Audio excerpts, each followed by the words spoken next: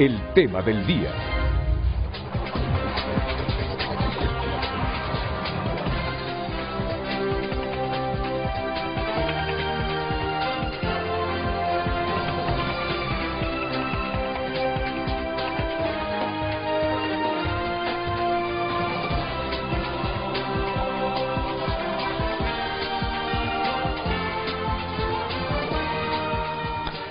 Buenos días, Honduras, bienvenidos a Frente a Frente. Continuamos con esta expectativa y espera impaciente para algunos acerca de lo que va a pasar en el proceso electoral. Y vea usted, en medio de la cercanía de la Navidad, de la Nochebuena, pero ya algunos habían pronosticado que esto iba a pasar, que esto iba a suceder. Algunos proyectaban que iba a ser incluso más convulso todo este desenlace electoral en el país. Y también hay quienes dicen, bueno, salgamos de este escrutinio especial, de este escrutinio general, y luego caemos a la transición. Ese es otro camino que no será menos escabroso.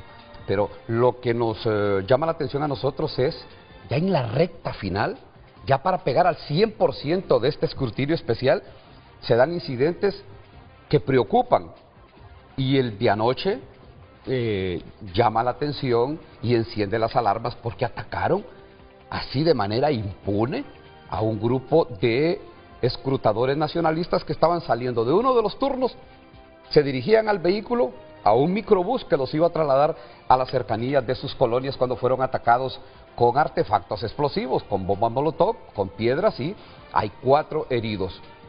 No hay hasta ahora ningún responsable, no hay hasta ahora ningún detenido, y se abre la pregunta, bueno, están fuera del CLE, fuera del INFOC, están en completa impunidad los que llegan a trabajar. No nos han dicho hasta ahora quién es el responsable, y ahí estamos viendo algunas de las imágenes de los que salieron, de las personas que salieron heridos, 4 personas, y entre ellas, vea usted, mujeres. Y se insiste y se reitera en la interrogante, bueno, ¿y las fuerzas del orden? ¿No tienen protección esta gente, estas personas, para salir del INFOC hacia la unidad que los va a transportar? No, es que la unidad de transporte estaba 2, 3 cuadras adelante. No importa, pudo estar a 1 kilómetro. Se les tiene que dar protección. Todo mundo le achaca este acto, vea usted, bombas molotov y otros artefactos explosivos y piedras, un acto terrorista que, según la consejera Cosette López, también se ha pronunciado la consejera presidente Ana Paola Hall condenando este acto, pero Cosette López dice que este es un acto premeditado, planificado, porque sujetos en motocicletas estaban esperando a estas personas y le achacan. Algunos del mismo Partido Nacional dicen que son parte de los colectivos de Libertad y Refundación. Y vea qué casualidad. Después de este incidente, se conoció, horas después, que los escrutadores del Partido Liberal, que entran en el turno B, en el turno de la noche, a la madrugada, a las 7 de la mañana de hoy, dijeron, pues nosotros no nos sentamos para terminar de hacer el escrutinio final. Solo falta un promedio de unas 600 actas.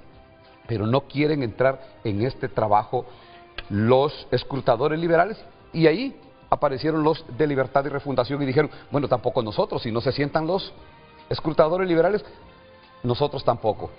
Y no sé, en algún momento vamos a ver ahí cómo está esta proyección o este recuento de las actas de cierre, que está tal cual como quedó ayer.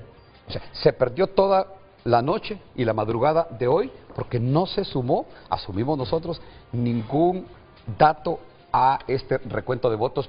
Se dice que en el turno que arrancó hoy a las 7 de la mañana ya la actitud y el deseo o la voluntad, más que todo, es otro. Así quedaron las cosas anoche, pero ya hablaremos con nuestros invitados, expertos, conocedores de este campo, de qué puede pasar cuando ya se está en el 99.92% de este trabajo electoral que se ha estado haciendo para saber quién es el próximo presidente de la República, si ya se puede hacer la declaratoria o las consejeras quieren, para despejar cualquier duda, suspicacia, crítica o lo que usted quiera, tener el 100%. Ahí están los números, ahí miramos los números.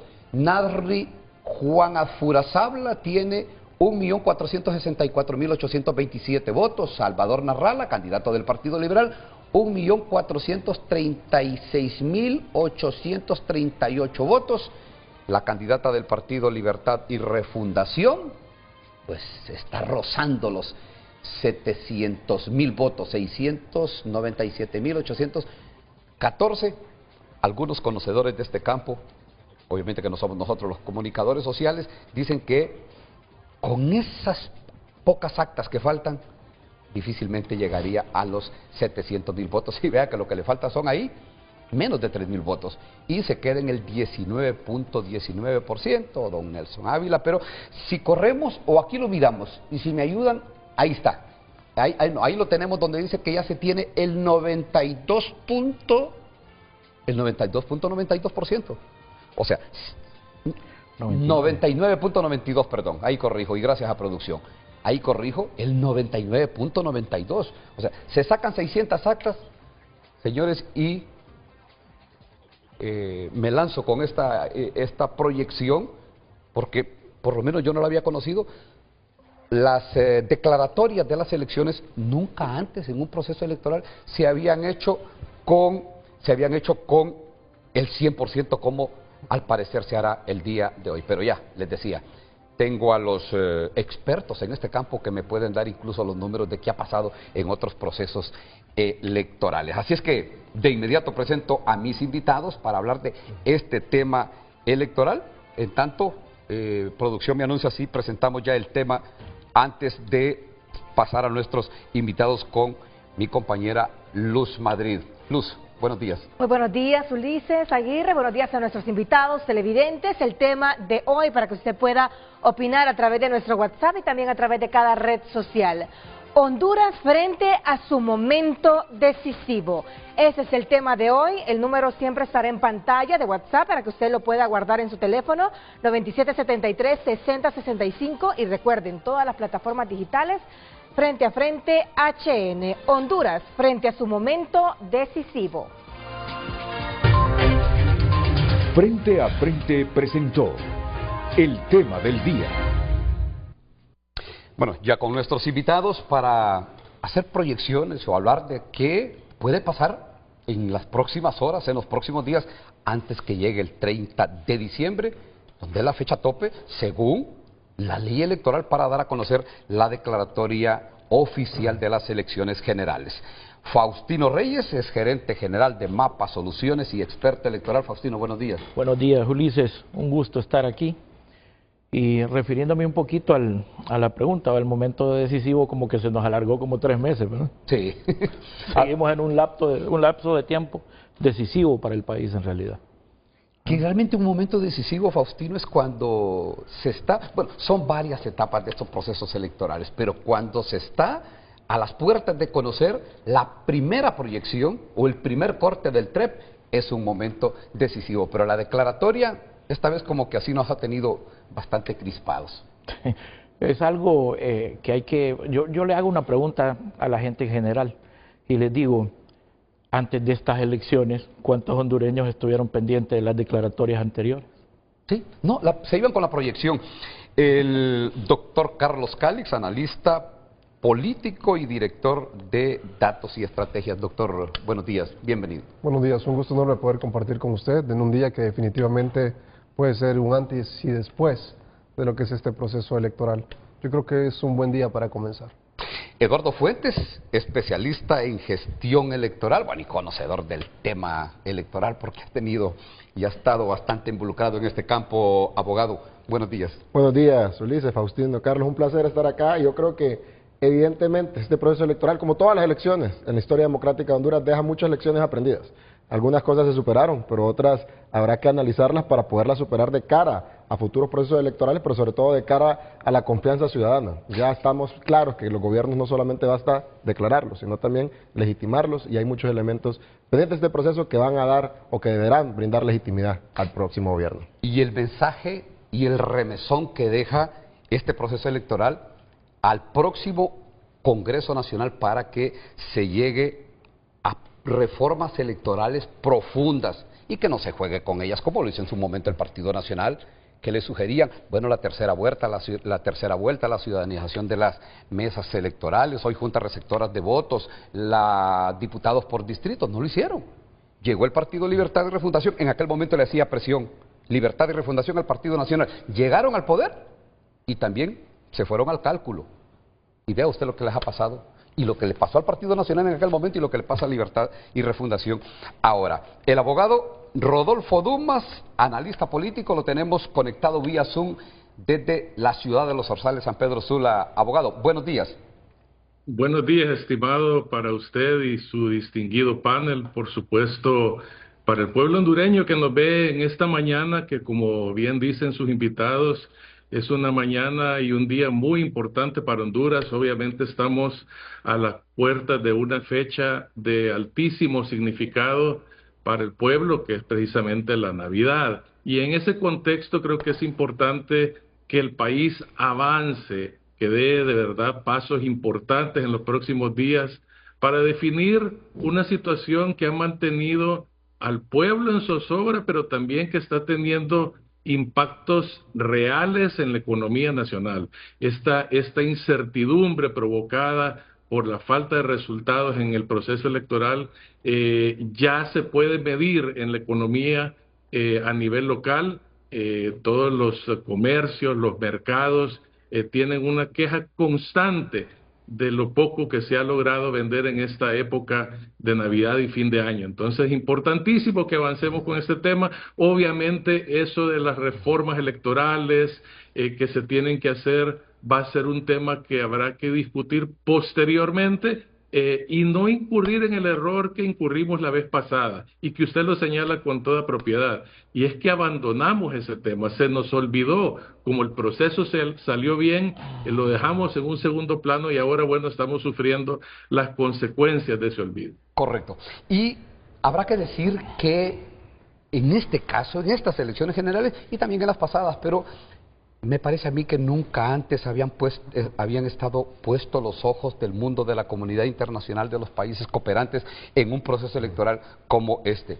Y lo que pasó ayer, y tenemos los mensajes de la OEA, de la Oficina de Asuntos para el Hemisferio Occidental del Departamento de Estado, o digámoslo mejor de manera más directa, un mensaje del Departamento de Estado de los Estados Unidos de las advertencias que están haciendo, así de manera puntual, de manera directa, acerca de lo que ellos están advirtiendo, y le están advirtiendo a la clase política nuestra, pero sobre todo a aquellos que están contaminando el agua.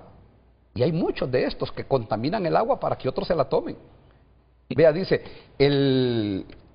la Oficina de Asuntos para el Hemisferio Occidental del Departamento de Estado de los Estados Unidos: es profundamente preocupante ver que ciertos partidos y candidatos continúen interrumpiendo el proceso electoral de Honduras. Es imperativo que los involucrados cumplan con sus obligaciones a tiempo para que el CNE pueda finalizar los resultados oficiales. Cualquier persona que obstruya o intente retrasar el trabajo del CNE enfrentará consecuencias.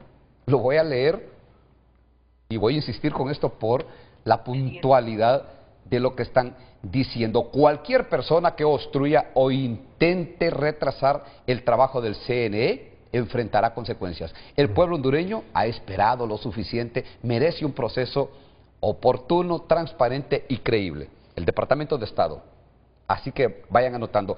Lo dice la Organización de Estados Americanos, OEA, en este mensaje que hizo público el día de ayer, coincidiendo con el del Departamento de Estado. La Secretaria General de la Organización de los Estados Americanos, OEA, hace un llamado urgente a las autoridades electorales de Honduras para que concluyan el escrutinio lo antes posible en estricto apego a la ley y con plenas garantías para todos los actores políticos y sociales. Este proceso debe cumplir con su obligación constitucional de certificar la elección antes del 30 de diciembre, asegurando que se respete plenamente la voluntad del pueblo hondureño de elegir a quien ocupará la presidencia. Ahí ustedes ven la puntualidad.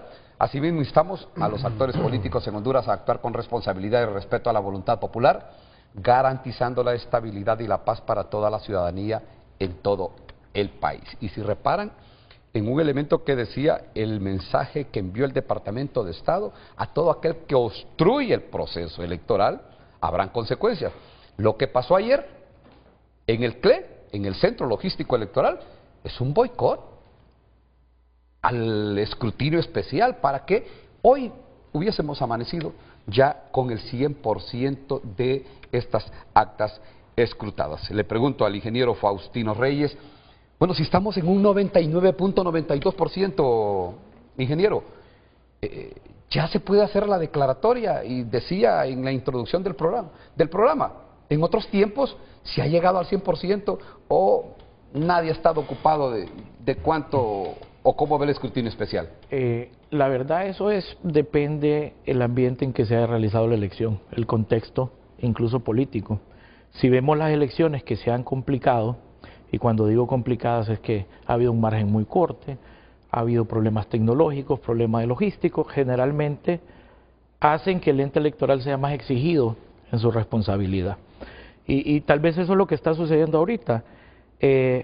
Nunca, o sea, yo por eso hago la pregunta de nuevo, yo nunca vi al pueblo hondureño, ni a los medios de comunicación, ni a la empresa privada, ni a la comunidad internacional, tan interesada en una declaratoria oficial como en esto.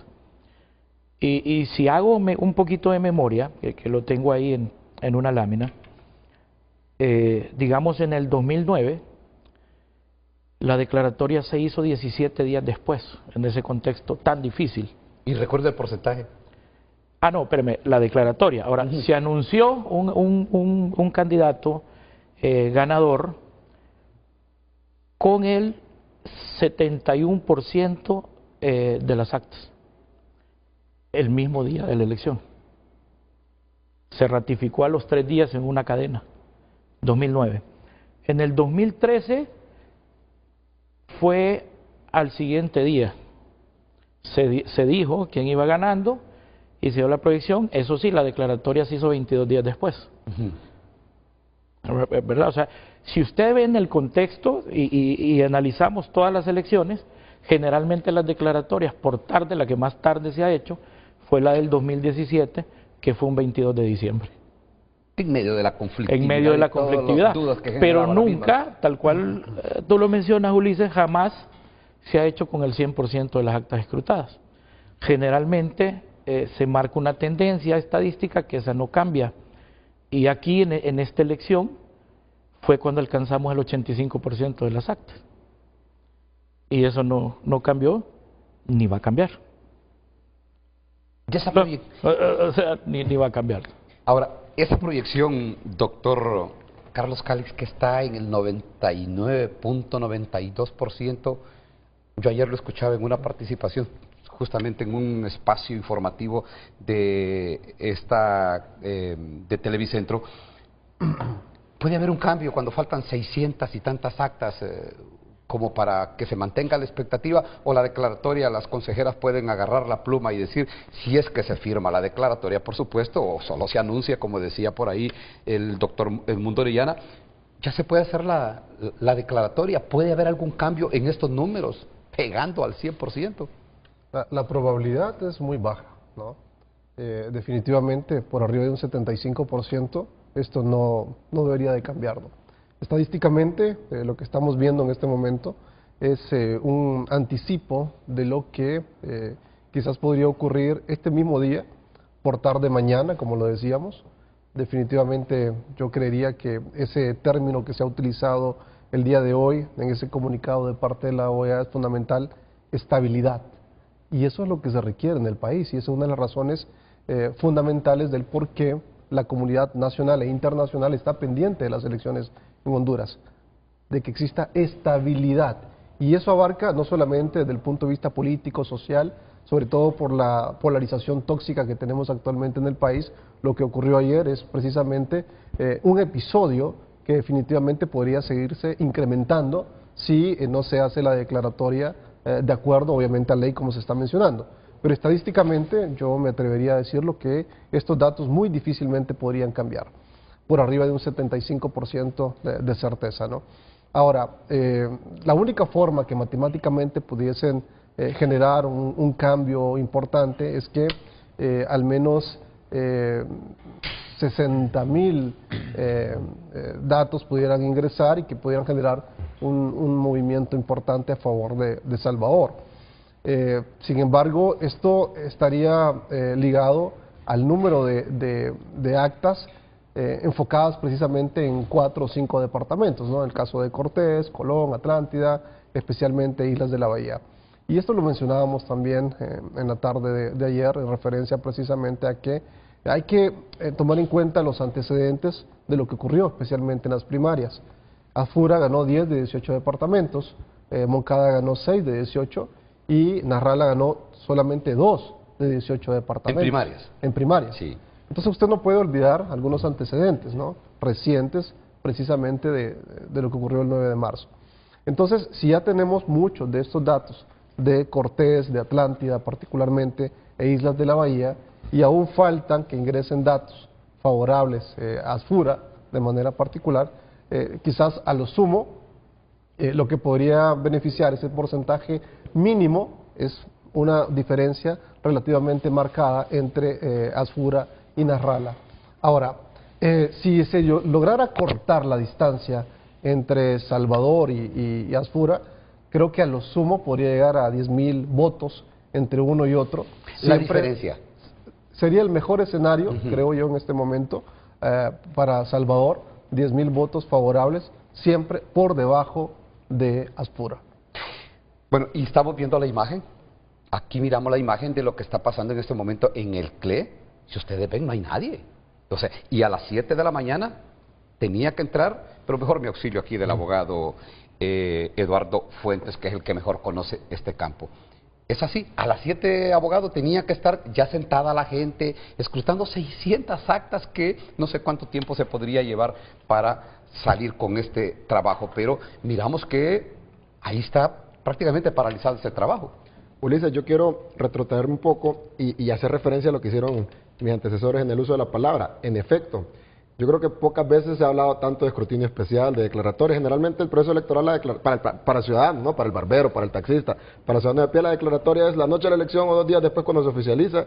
Después cuenta, nos damos o no, de que hubo una declaratoria oficial. ¿Qué ha sucedido? Específicamente en este proceso de escrutinio especial que estábamos viendo en vivo, ha sido un proceso bastante accidentado, no solamente por lo que sucedió ayer. Los partidos políticos fueron convocados desde el pasado 14 de diciembre para que pudieran integrar las juntas especiales de verificación y recuento. ¿Qué pasó durante el 14, el 15, el 16 y el 17 de diciembre? Hubo una renuencia y una negativa expresa de los representantes, tanto del Partido Libertad y Refundación como del Partido Liberal de Honduras, de integrar estas juntas especiales de verificación y recuento. ¿Por qué? Porque decían que no iban a contar o no iban a iniciar su labor escrutadora hasta que se aprobara que el 100% de las actas a nivel presidencial se sometieran a un proceso de escrutinio especial o, como lo denominaban, de voto por voto.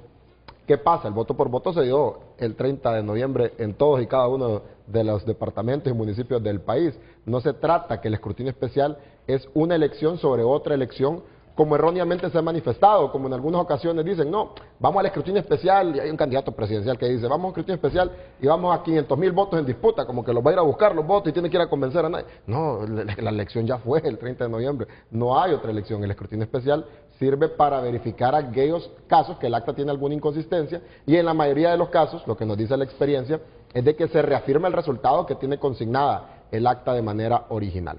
Ahora, estos días que mencionaba que había una negativa expresa de integrar las juntas especiales de verificación y recuento, no solo es que no se avanzó, sino también que todos fuimos testigos de que dentro de Infop hubieron incluso guerras campales, ¿no?, personas heridas, producto de la misma tensión política que se generó alrededor de ese ambiente. Y lo que sucedió el día de ayer tampoco es un hecho aislado, porque no fue que estas 3 personas heridas estaban subiéndose a un bus de ruta urbana. era el bus que todos los días transporta a los miembros de Junta Especial de Verificación y Recuento del Partido Nacional, que los esperaba fuera de las instalaciones de Infop, porque dentro de ahí no puede ingresar el autobús, pero fue un ataque dirigido. Yo ante eso no cabe la menor duda. Evidentemente habrá que hacer las investigaciones del caso, aunque sorpresivamente pues las cámaras del 911 no estaban habilitadas en ese sector, pero no podemos desconocer que lo que sucedió no es un hecho aislado con la labor que estos ciudadanos están llevando a cabo, lo cual es triste, ¿no? Porque finalmente son ciudadanos que están ahí también recibiendo un estipendio, también por un tema de ingresos, no solamente cumpliendo una labor política. Entonces, ¿a qué nivel de tensión política nos ha llevado este proceso y los retrasos que ha implicado pues el proceso electoral? Habrá que reflexionarlo y es penoso que así se dé. Pero, Ulises, solamente para tener claridad, ¿qué fue lo que sucedió? Y respondiendo a su pregunta sobre la hora, pues producto de ese atraso, y no tanto producto de ese atraso, sino producto de que el día de ayer se sumaron 600 actas a través del proceso de verificación, de corrección, pues se dio una diferencia. Entonces, los representantes de Junta Especial de Verificación y Recuento del Partido Liberal y del Partido Libertad y Refundación se negaban a poder integrar las juntas en el turno B. Después de largos acercamientos y demás, se integró alrededor de las 11 de la noche, pero sí hubo turno B, nada más que recortado por ese atraso. Y eso ha implicado el atraso que vemos ahora en vivo, que no hay nadie. ¿Por qué? Porque salió el turno A un poco después y ustedes están en ese proceso de transición. Probablemente en un par de minutos ya podremos ver a los miembros de Junta Especial del turno A realizando esa labor y realizando ese último bloque que mencionábamos, ¿no? De las 500 actas que puedan quedar, son poco más de 500 actas que están ahí con algunas situaciones. Hay muchas inconsistencias porque... ¿Sí hubo recuento, abogado? A la medianoche se comenzó tarde, pero sí hubo recuento. Pero no se ha reflejado todavía en Por supuesto, sí ha habido alguna variación. Sí, una variación pequeña. ¿Qué es lo que sucede, Ulises, y por qué no vemos avances tan significativos? Y aquí los que me acompañan saben, un escrutinio a nivel presidencial, en un escrutinio especial de personas que llevan 5 días haciendo el mismo trabajo, no debería demorar más de media hora. Hoy en día estamos viendo escrutinios especiales a nivel presidencial dentro del CLEC que duran 3, 4, 5 horas. ¿Por qué? Porque los representantes del Partido Liberal y del Partido Libertad y Refundación llevan una línea de anular actas, dejándolas en valor cero, lo cual es ilegal porque ya la ley establece que la nulidad de juntas receptoras de votos le corresponde al pleno de consejeros, no le corresponde a una junta especial de verificación y recuento, y en ese estira y encoge no se ponen de acuerdo. Hay un cuarto representante que es del PINU, que a veces están 3-1, o a veces están 2-2, no pueden tomar una determinación, y eso ha llevado a ese atraso, ¿no? Pero si hubo recuento, han habido avances que ya se ven reflejados precisamente en el sistema de divulgación que lo ponen en línea, y esperamos pues que en estas primeras horas de este turno A se puedan ver avances que depuren un resultado que ya toda la población conoce y que lo que pasa es confirmarlo, ¿no? Abogado Rodolfo Dumas, bueno, usted está viendo las imágenes de lo que está pasando en este momento, imágenes en vivo, porque los tienen en tiempo real, lo que pasa, el escrutinio, estas imágenes son abiertas, pero tienen acercamientos por aquello de que despejar y espantar las dudas y suspicacias sobre este proceso, pero había un turno que tenía que entrar, abogado, a las 7 de la mañana. Sí, a las 7 de la mañana. Están preparando las mesas para... Debería de estar ya. Si se trabajara con diligencia, si no hubiesen estos atrasos o este boicot, ya no estaríamos hablando de esto, y la declaratoria se hubiese dado con mucha anticipación. Abogado, bueno, usted decía algo importante, toda esta incertidumbre, bueno, es el Grinch de la Navidad, ya en alguna medida, ya le amargó la Navidad a algunos y ha opacado esta fecha. Usted está en un polo de desarrollo como es la zona norte del país, San Pedro Sula específicamente, y por lo menos ayer que iba, en horas de la tarde, de mi trabajo a mi casa, yo vi que las calles estaban vacías. O sea, la gente está como encerrada. Sí hay gente en los moles, sí hay cola en los moles, pero en otros tiempos, previo a la Navidad, 2 días antes, un día antes, eran colas interminables. Esto impacta sin lugar a dudas en la economía, y usted hacía justamente esa reflexión de entrada, abogado. Absolutamente, el impacto es ya medible. Yo quisiera tocar 3 puntos específicamente, abusando del tiempo tal vez. Primero que nada, la última vez que estuve en este programa, frente a frente con Renato, que nos visitó aquí en San Pedro Sula, yo le anticipaba a él que yo en ese momento, a una semana de las elecciones, estaba tranquilo y confiado de que el proceso del 30 de noviembre iba a ser un proceso tranquilo, pacífico, donde el pueblo hondureño iba a cumplir con un deber cívico de manera ordenada, y como ocurrió efectivamente. El pueblo hondureño demostró su compromiso cívico, su compromiso patriótico con el país, Y ahora, bueno, sus invitados nos lo están ratificando, ese proceso se ha visto empañado por el comportamiento de los políticos. Yo decía el otro día en una red social que a los políticos pareciera que no les importa el país, o sea, están haciendo todo lo que está a su alcance para entorpecer este proceso, para atrasarlo y llevarnos a lugares donde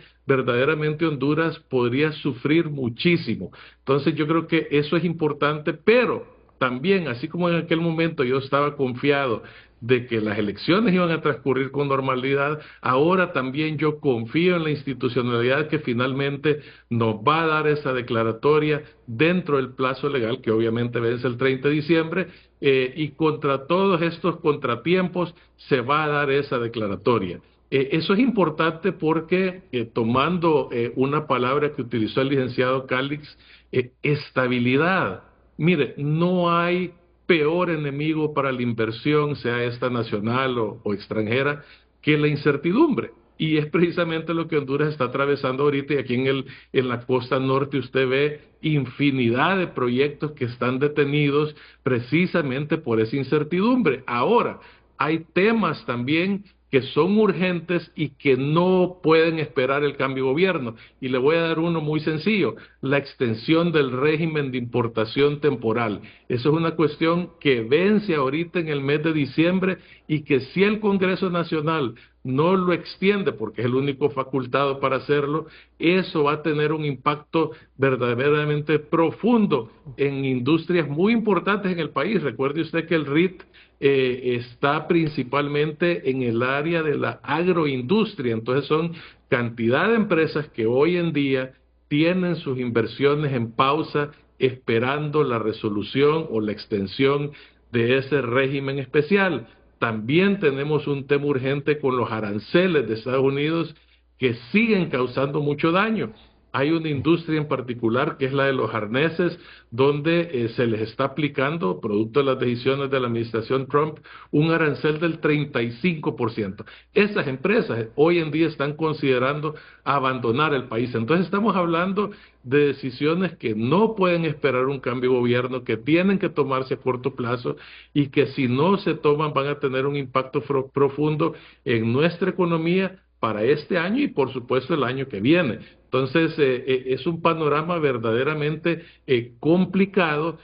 Yo no quisiera entrar, digamos, en el análisis de los porcentajes, de las probabilidades de quién gana y quién pierde. Creo que usted tiene personas mucho mejor calificadas en estudio para hacer eso. Lo que sí le quiero decir es esto, tomando en cuenta los resultados que conocemos hasta esta fecha, está claro que el mandato del pueblo hondureño no fue para un solo partido. Es decir, por más que usted lo quiera analizar, los dos partidos, el Partido Nacional y Liberal, prácticamente se dividieron ese voto, ¿verdad?, de la oposición, y eso significa que el próximo gobierno, teniendo en cuenta esos resultados, debiese ser un gobierno de integración nacional, un gobierno que le dé legitimidad precisamente a la administración pública y que nos permita tomar esas decisiones de políticas públicas que el país requiere y que tienen que ver en parte con esos temas que ya le mencioné, pero muchísimos temas adicionales que están pendientes en la agenda tanto a nivel del Poder Legislativo como del Poder Ejecutivo y que son importantes en un contexto internacional muy complejo. Sus invitados dicen que nunca habían visto tanto interés, digamos, de la comunidad internacional en un resultado en Honduras, pero es que el contexto internacional ha cambiado muchísimo. Vimos la participación activa que ha tenido, por ejemplo, el gobierno de Estados Unidos en este proceso electoral.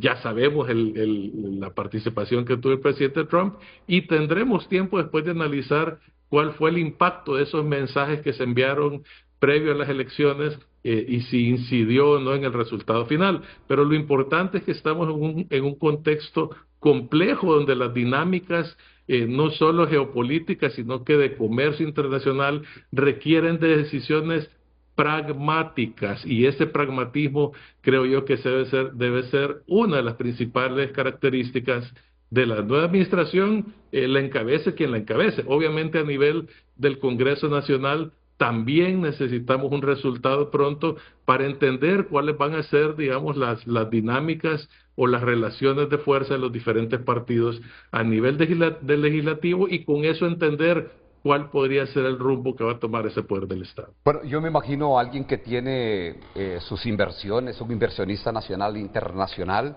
esperando con su dinero, o que está afuera viendo al país para hacer alguna inversión, y viendo lo que sucede con esta incertidumbre que se vive, este Congreso Nacional que parece más interesado en ver cómo prolonga la crisis, cómo profundiza la crisis, y no entrarle a esto del RIP, al régimen de importación temporal, que ya tuvieron que meterle mano, ya tuvieron que tomar acciones alrededor de esta situación. Con todo este panorama, ingeniero, ya las consejeras le preguntaba anteriormente, ¿pueden tomar esta decisión? ¿No se complica el panorama por aquello de que estamos, bueno, ya hoy es 23, ya mañana estamos en la Nochebuena, o algunos dicen, es el mejor escenario porque la gente anda ocupada en otras cosas? Mire, estoy totalmente de acuerdo con lo que ha dicho el abogado Dumas. Aparte, yo lo conozco, él también es empresario en San Pedro Sula, y tiene muy claro ese panorama y la afectación que esto hace. Pues la decisión pasa por una decisión política, y en realidad este enredo y en todo lo que nos estamos viendo ahorita es porque la clase política no ha asumido con responsabilidad los papeles que le toca asumir. Desde el ganador hasta el perdedor, o hasta el competidor que no llegó a más, tiene que asumir su responsabilidad en la tal. El proceso como tal ha sido un proceso legítimo, ha sido un proceso legal, con todos los problemas que ha tenido o no ha tenido, ha sido un proceso legal, legítimo, válido. Y fíjese que a mí me da risa incluso lo que pasa ahorita, porque esto ya pasó. Esto mismo yo les puedo mostrar a ustedes que ya pasó. Tuvimos un candidato en el 2017 que tenía el 16% y decía que le habían robado las elecciones. Tuvimos una candidata en el 2017 que también a mediodía se declaró ganadora. Tuvimos también 2 candidatos peleando por un voto a voto el 2012.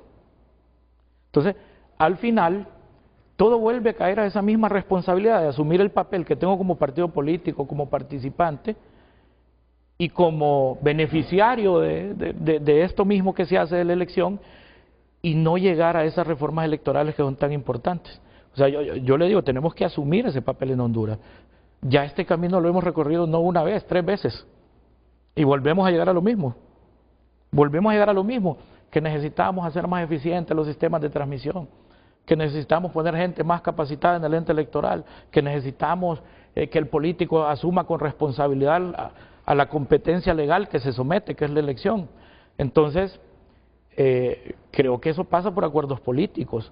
Para mí, imagínense lo difícil que ha de ser sentarse a tomar decisiones en una mesa donde no pueden estar juntos los 3 que tienen que tomar la decisión. Entonces, póngase a pensar en ese contexto, pues, y eso es una línea política partidaria. Y nos llama la atención el hecho de que pareciera que, de acuerdo a cuando ha llegado la tecnología, la modernidad, se complican más las cosas. Yo me recuerdo a un Rafael Pineda Ponce negociando con gente del Partido Nacional, negociando con otras fuerzas políticas minoritarias, pero se sentaban, dialogaban, se reían. Se quiere resolver todo a patadas y trompadas, como está pasando en el CLE. El mensaje que nos ha mandado, sobre todo la elección de Chile, es impresionante. Yo creo que no habían pasado ni 2 horas cuando la candidata perdedora de izquierda le estaba diciendo a Kast, bueno, lo felicito, usted ganó. Lo que pasa es que ahí no podemos comparar peras con manzanas. Claro, estamos de acuerdo. 1. 2, estamos hablando de culturas políticas totalmente distintas, y es un tema no menor. Ya sé que el Dror escribió un libro en su momento. Debe ser referente ese doctor. Por supuesto, pero Dror escribió un libro en su momento que se llamó La capacidad para gobernar. Y lo que hemos visto en este proceso y en otros procesos es todo lo contrario a lo que Dror en su momento, generó dentro de toda esta teoría fundamental, ¿no? Es la incapacidad absoluta para gobernar, es lo que hemos visto en el país. Claro, el ejemplo que usted acaba de mencionar entre José Antonio Kast Jara y obviamente después el reconocimiento simbólico e importante de parte de Boric, creo que es valioso, ¿no? ¿Qué esperaría yo si acaso estamos poniendo en este momento el comparativo de lo que acaba de ocurrir en Chile? Bueno, se hace la declaratoria hoy, por tarde mañana, estaría a la altura y terminaría, pero impresionantemente bien, la presidenta se agarra el teléfono y le llama al candidato ganador.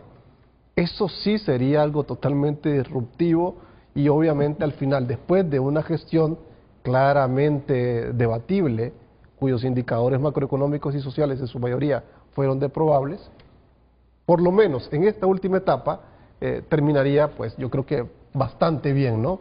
En ese sentido, sí, al menos pudiera emular lo que hizo Boric con José Antonio Kast, en este caso la presidenta Castro, con técnicamente en este momento Asfura, ¿no? Eso abriría una oportunidad bastante interesante para esto que acaba de decir el abogado Dumas, de lo que representa, por supuesto, la estabilidad. Hoy por hoy, y esta es otra demanda que tendríamos que hacer los hondureños, una vez que se hace la declaratoria oficial, es exigirle al candidato que nos presente su gabinete de gobierno y que empecemos ya a trabajar en ese proceso de transición adecuado e inteligente, pero que adicionalmente genere un gabinete anticrisis que nos evite más conflictos en los primeros 3 meses después del 27 de enero. Y aquí es fundamental, y aquí comparto nuevamente con el abogado Dumas, la importancia de generar esta estabilidad, y es importantísimo que nos puedan decir desde ya quién va a estar en el Banco Central, quién va a estar en la Comisión Nacional de Bancas y Seguros, quién va a estar sobre todo en planificación, en desarrollo económico y en finanzas. Con eso estaríamos mandando un mensaje claro de lo que representaría ese nivel de estabilidad que se requiere en el país.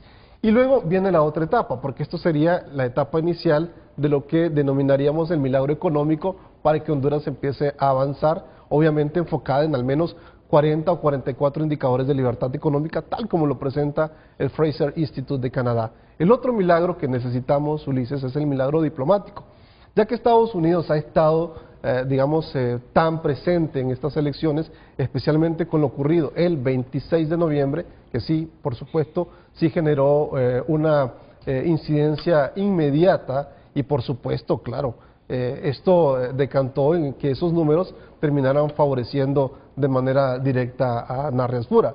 Eso es un hecho. Entonces necesitamos, por supuesto, que desde ya empiecen a decirnos quién va a ser el canciller de la República, que tenga la cintura política para poder entrar a la Casa Blanca, o que tenga la capacidad para tener una reunión directa en el Departamento de Estado, o que en su momento pueda ser invitado inclusive a Mar-a-Lago. Yo creo que es importantísimo esto, no podemos dejar de lado, sobre todo por lo que ha generado, digamos, este movimiento al péndulo político hondureño a raíz precisamente de lo que ocurrió el 26 de noviembre, nuevamente el 28 de noviembre, pero también no hay que olvidar algo, y esto por favor para que de pronto los hondureños que nos están viendo tengan claro algo, ¿no? Lo que ocurrió especialmente entre las 4 de la tarde y las 8 o 9 de la noche del 29 de noviembre fue lo que generó realmente el impacto en el movimiento de los números el día siguiente, el 30 de noviembre. Es decir, los hondureños estaban confundidos, una buena porción, una buena parte de los hondureños, muchos de ellos que iban a votar siendo nacionalistas por Narrala, a raíz precisamente de los mensajes, detuvieron su voto, lo pensaron y al día siguiente decidieron ir a votar nuevamente por Asfura. Esa es parte de las explicaciones de lo que ocurrió para que viéramos por qué la intención de voto inicial que favorecía a Salvador Narrala, y esto sí, Salvador, eso es cierto, la intención de voto sí lo favorecía, ¿no? Pero no más de 4 puntos porcentuales. Lejos de que nos pudieran decir que eran 12, 14, 16, 18 puntos, 4 millones, 2 millones de personas, no. La realidad eran 4 puntos porcentuales, menos 2,3% de porcentaje de error permisible absoluto. Eso da una distancia no mayor a 2 puntos porcentuales al 30 de noviembre, 7 de la mañana. Obviamente los diversos cortes que se hicieron en el transcurso del día para determinar la intención o la boca de urna, generaba también esa distancia no mayor a 1.5. Pero el último corte, el de la tarde, a partir de las 2, ya empezaba a favorecer parcialmente a Asfura. Por eso, Ulises, en este mismo foro, ese mismo 30 de noviembre, En esta misma silla donde estoy sentado en este momento me preguntaron cómo iba a terminar la elección. Y mi respuesta fue, la noche va a terminar azul. Técnicamente, con ese 99,92% que tenemos hasta hoy, prácticamente podría decir, obviamente respetando la ley electoral, respetando al Consejo Nacional Electoral, pero tomando en cuenta la estadística, que así como lo dijimos el 30 de noviembre, que la noche iba a terminar azul, muy probablemente la Navidad también se va a pintar de azul.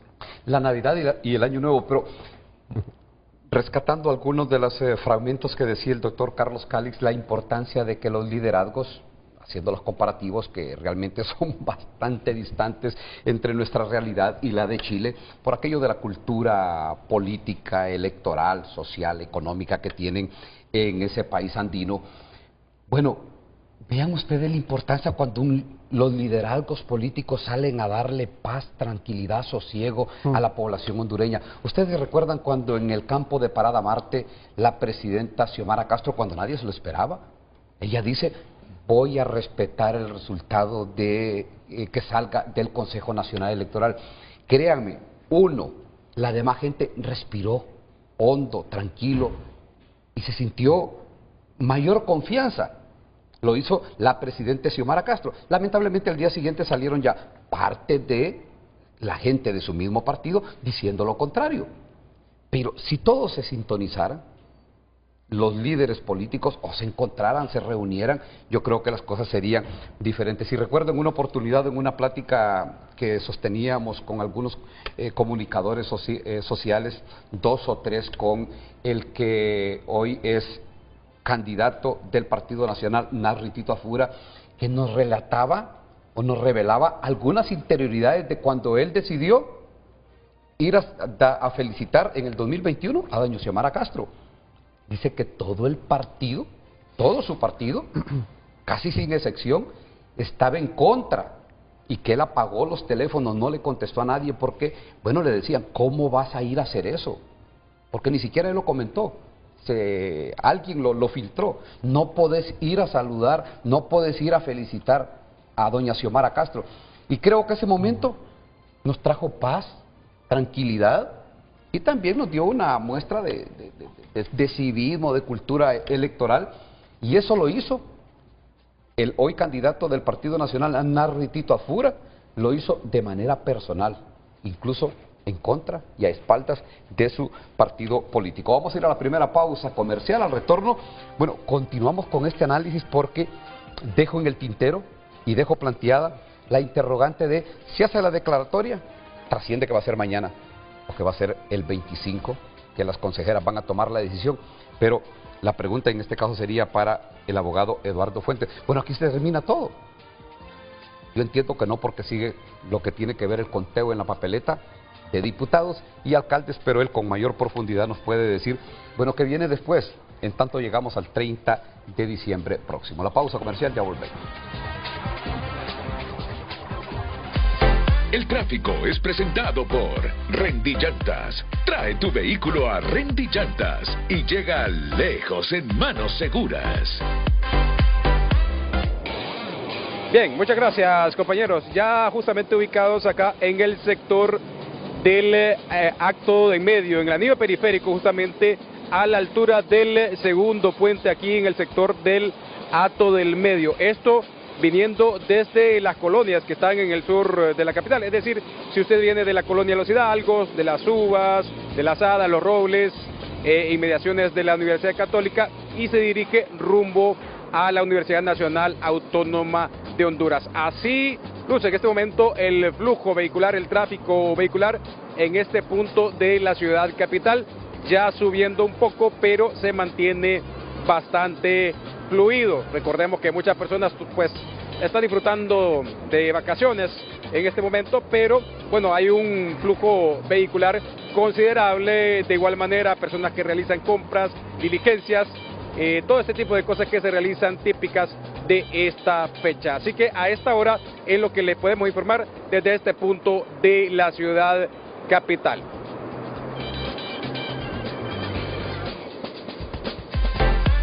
El tráfico fue presentado por Rendy Llantas. Trae tu vehículo a Rendy Llantas y llega lejos en manos seguras.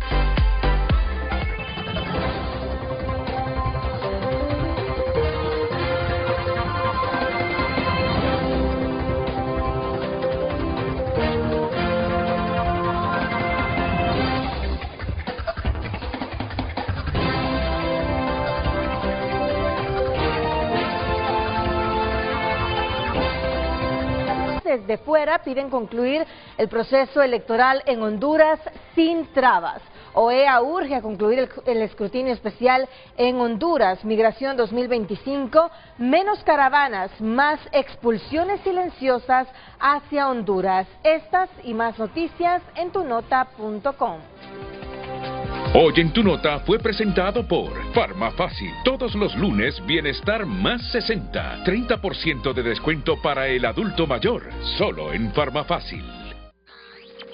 En Frente a Frente, nos interesa tu opinión.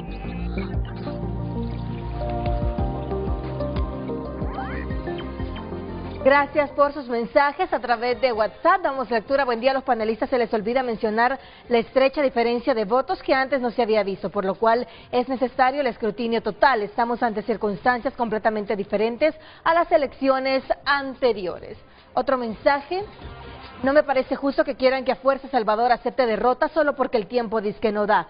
Eso no es democracia. Él tiene derecho a hacer su lucha conforme a ley, que se le revise lo que corresponde. Es obvio que se quiere imponer al otro señor y todo el mundo sabe que si hay desconfianza en los resultados del TREP. Se debe aclarar esto para que quien gane no le canten que ganó con fraude en la calle. Otra opinión, el tema del foro debería ser Nasrallah en un momento decisivo para su vida política y de popularidad. Si no quiere pasar de ser una persona con alta credibilidad y gran simpatía electoral a la persona más odiada de Honduras por resistirse a abandonar su terquedad de no aceptar que no ganó. Otra opinión, señor Mapa Soluciones, respondiendo a su interrogante, el 81% de la población está a la espera y expectativa de esta ansiada declaratoria presidencial, ya que hay demasiado interés en salvaguardar nuestro Estado democrático. Aquí está en juego nada menos y nada más que la democracia y forma de gobierno en Honduras. Jamás se había sentido tanto temor en perder la paz y tranquilidad en nuestra bella Honduras. Dios es bueno y ama a esta nación porque no permitió que el socialismo se quedara en Honduras. Otro mensaje, bendiciones, en mis 70 años he ejercido el sufragio en muchas elecciones y estas han sido las más transparentes, observadas, monitoreadas, acompañadas por la sociedad civil, el pueblo y por organismos internacionales, y que el señor Nasrallah hable de fraude es una irresponsabilidad de parte de él, pero se lleva entre las patas al glorioso Partido Liberal. No es justo que una persona que brinque de un charco a otro nos tenga en esta situación. Vamos a ver otro mensaje.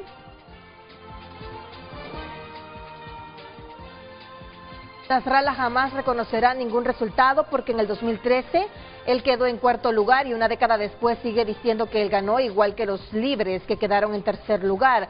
Es el manual comunista. Sin embargo, Mauricio Villeda, del Partido Liberal, jamás dijo que él ganó y era el del segundo lugar. Muchas gracias. Continuaremos dándole lectura a más de sus mensajes. Recuerda que también puede opinar a través de X Frente a Frente HN.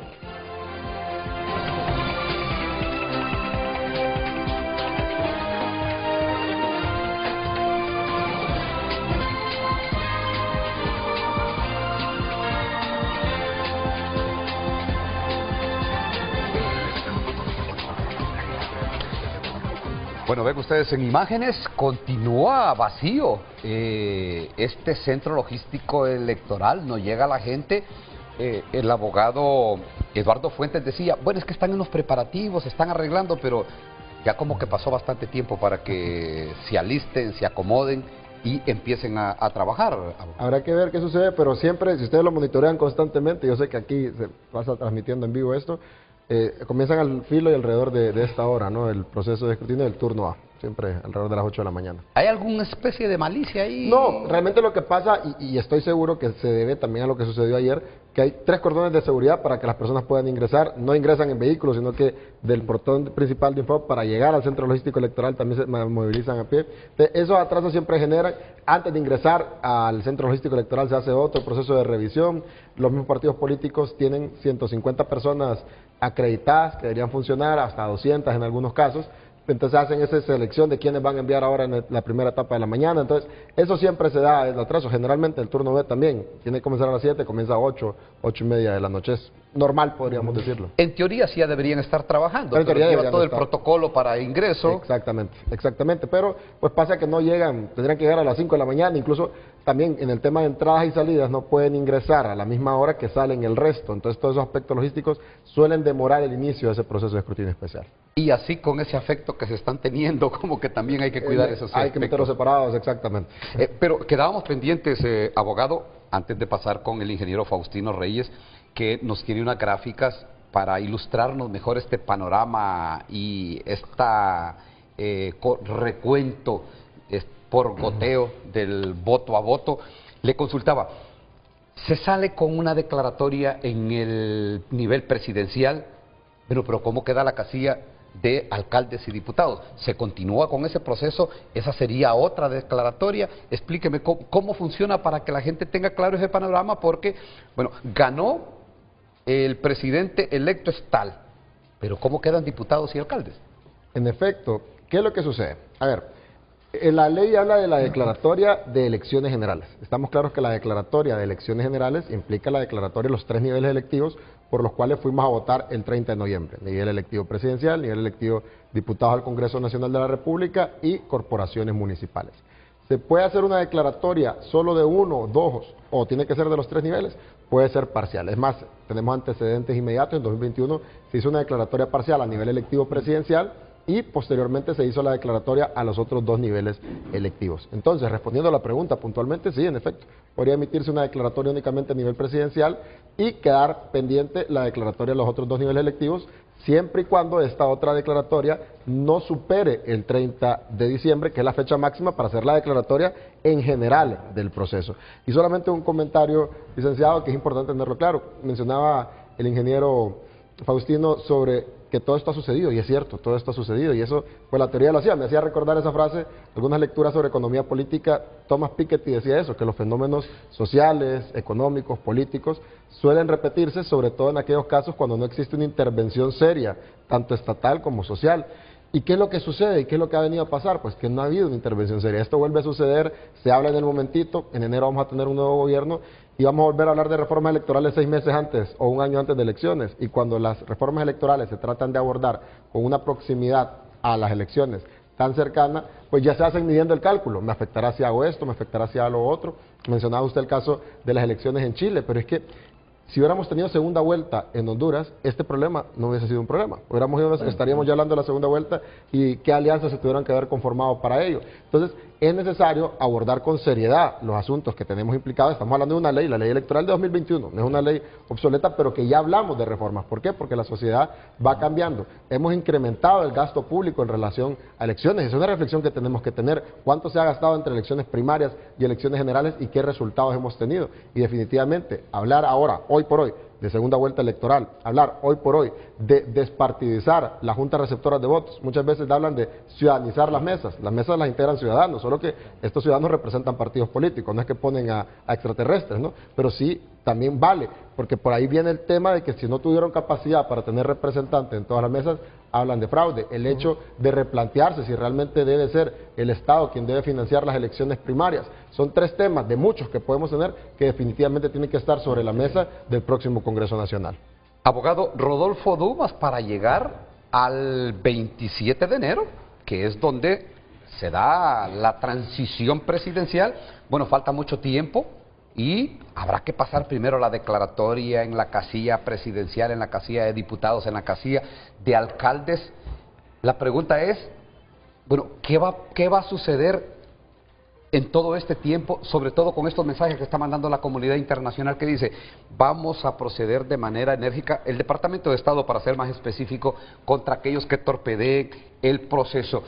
¿Qué percibe usted con su conocimiento, su expertise y su proyección acerca de qué podría pasar si la declaratoria es mañana o hoy incluso, el 25 o antes del 30, de aquí al 27 de enero? ¿Nos esperamos más sobresaltos o percibe por ahí que una vez que tengamos la declaratoria todo puede correr, si no como miel sobre hojuelas, pero con más tranquilidad y más sosiego para la sociedad hondureña? Yo quisiera ser optimista en ese tema, es decir, yo esperaría que la declaratoria se dé en los próximos días, obviamente la de nivel presidencial, porque la otra llevará un tiempo adicional. Tenemos alcaldías como la de San Pedro Sula, donde el triunfo del actual alcalde fue abrumador, y otras como la de Tegucigalpa, donde también están ante una elección bastante estrecha, con diferencias de apenas 600, 500 votos, entonces obviamente eso llevará algún tiempo adicional. Ahora, yo quisiera tocar algunos temas, aprovechando el espacio. Primero que nada, el tema de la madurez política. Obviamente no podemos compararnos con Chile. Chile es una sociedad mucho más, digamos, culta en el sentido político, y esa madurez política que han alcanzado se refleja precisamente en el comportamiento tanto del candidato ganador, de la candidata perdedora y del presidente, que rápidamente reconocieron los resultados de las elecciones en segunda vuelta. Pero también hay un tema que está pendiente por ahí, y que es la participación de los ciudadanos y particularmente de los jóvenes en política, porque se nos ha presentado la actividad política como algo inherentemente malo, sucio, corrupto. Yo creo que hay que cambiar un poco ese chip y motivar más a los jóvenes para que participen activamente en política, porque si no vamos a tener siempre los mismos resultados. Esos espacios que podrían ocupar personas profesionales, capaces, probas, se van llenando por oportunistas, por vividores de la política, y creo que eso es algo que tenemos que ir cambiando. Obviamente no se va a hacer en un periodo corto, es algo que requiere mucho trabajo, mucha educación, pero es importante que ese tema en el futuro lo mantengamos siempre presente en el debate nacional. También un poquito para complementar lo que decía el doctor Calix en cuanto a los nombramientos que se van a hacer de un nuevo gobierno, hay varios ingredientes que son importantes, no solo en el tema monetario. Obviamente hay muchísimas reformas que hacer. Está el tema de política, de la tasa de política monetaria, las inversiones obligatorias que tienen que hacer los bancos, y que muchas de esas decisiones que ha tomado la administración actual han incidido en que las tasas de interés se mantengan tan altas, y obviamente eso tiene un impacto en los créditos, no solo para personas naturales, sino para las empresas en sus actividades ordinarias. Entonces ese es un tema que tiene que revisarse de manera rápida. También hay otras instituciones como SENASA que requieren reformas profundas. El INFOP es un tema que el sector privado viene señalando desde hace mucho tiempo. El seguro social, por supuesto, y la gobernanza que requiere para que sea un seguro social que responda a las necesidades de sus afiliados. Ministerios como Mi Ambiente o SERNA, como se le conoce comúnmente, donde hay miles de millones de lempiras en inversión detenida por falta de una licencia ambiental. Entonces son temas que obviamente tienen que atenderse con sentido de urgencia. Y para complementar todo eso, algo que yo vengo pidiendo hace mucho tiempo y de lo cual escribo frecuentemente, y que yo llamo la liberación de la economía. Y la liberación de la economía pasa necesariamente por una campaña fuerte, agresiva, de simplificación administrativa. Obviamente esa simplificación administrativa tiene que ser en todos los niveles del Estado, tiene que incorporar los mecanismos modernos que existen para digitalizar procesos y con eso combatir esa terrible discrecionalidad de la cual gozan funcionarios públicos actualmente para trazar, para enredar todos los procedimientos y todas las peticiones ciudadanas.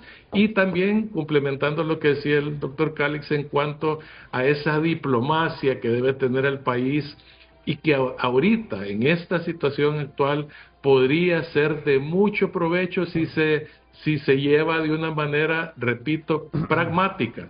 Existen, por ejemplo, una cantidad enorme de fondos y de recursos disponibles a través de la DFC, que es una corporación del gobierno de los Estados Unidos.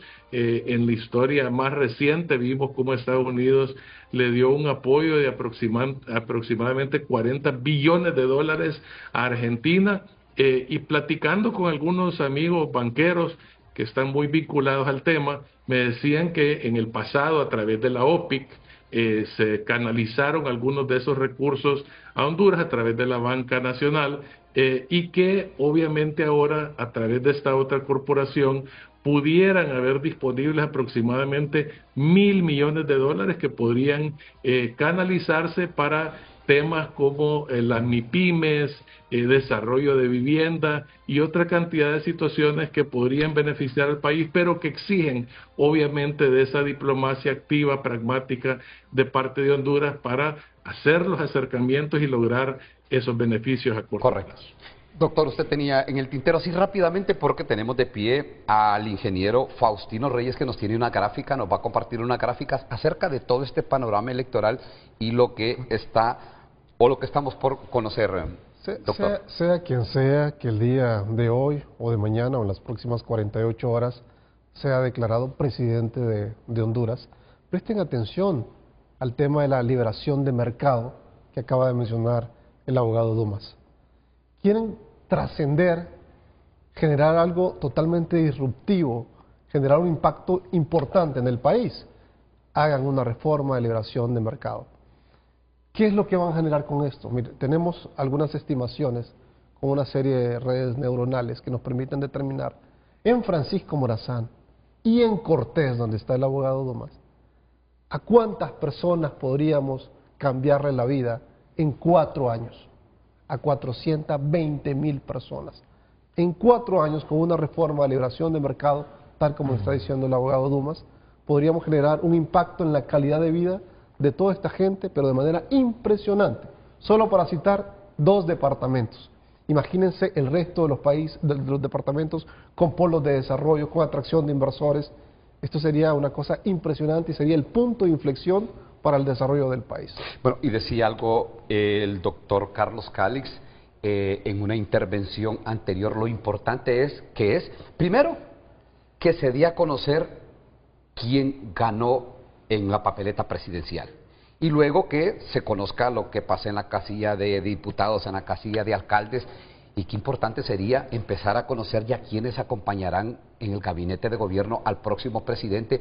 Y mucho más importante, yo sé que a muchos hondureños también les interesaría que se conozca o que se dé un encuentro entre el presidente de los Estados Unidos, el hombre más poderoso del mundo, la primera potencia mundial, allá en la residencia particular de Donald Trump, en Mar-a-Lago. Me gustaría ver a Salvador Narrala o a Nadri Tito Afura, que pues se dé el primer encuentro, pero ya acompañado de su gabinete de gobierno, de su propuesta de ministro de Relaciones Exteriores, de Economía, porque ya ahí nos darían pues alguna expectativa de acuerdo de cómo vendría la situación en el país. Un gabinete eficiente, un gabinete de gobierno, pero en paralelo un gabinete anticrisis, y eso no hay que dejarlo de lado, porque estamos pensando todo el análisis desde el punto de vista razonable. Hacen la declaratoria hoy o pasado mañana, empezamos a generar el gabinete de gobierno, pero hay que analizar también los temas poco razonables o dentro de la irracionalidad. Y eso implica que hay muchos de este gobierno que no quieren soltar el poder. Bajo esa premisa, bajo esa hipótesis, hasta que usted no tenga al nuevo presidente sentado el 27 de enero y trabajando ese mismo día, todavía la moneda está en el aire. Por eso, es importante la declaratoria, es importante el gabinete de gobierno, es importante el gabinete anticrisis, pero también es importante tomar decisiones basadas en los temas de irracionalidad y del comportamiento natural de quienes quieren, obviamente, mantenerse en el poder. Bueno, y recordar que un solo partido no puede llevar estos 4 años, sacar al país adelante en estos 4 años, tiene que haber un gobierno de integración, un cogobierno, obviamente de acuerdo a lo que dijeron los electores en las pasadas elecciones generales en el 30 de noviembre, que un 80% es partidario de que debe haber un gobierno de integración entre nacionalistas y liberales. Voy a la pausa comercial y regreso inmediatamente con el ingeniero Faustino Reyes para que nos dé a conocer algunos elementos más acerca de cómo está este panorama electoral en medio de toda esta competencia cerrada de 2 candidatos presidenciales.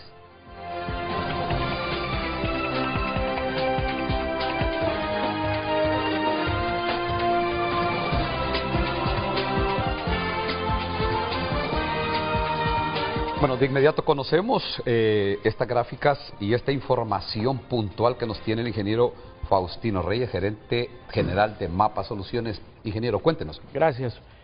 Fíjese que en contexto a la plática que hemos tenido, a mí me gustaría mostrar varias cosas que se han venido platicando todo este tiempo. Una de las más puntuales e importantes son los anuncios de ganadores electorales y declaratorias.